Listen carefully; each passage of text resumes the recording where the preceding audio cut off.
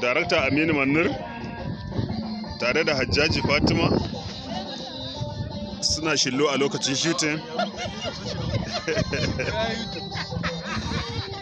Ga wasu artist ɗinmu, ga Ibrahim Makeup ya yi basaje saboda coronavirus. Ai ka san da yake ita coronavirus din idan ta zo ɗauke mutane take to ne ni ma sai na yi mata bika, na yi mata fuska. Ga babbar riga ya sha ga takunkumi. Wallahi kai dai bari kawai. So masha Allah, ga 'yan mata nan on set ana rawa.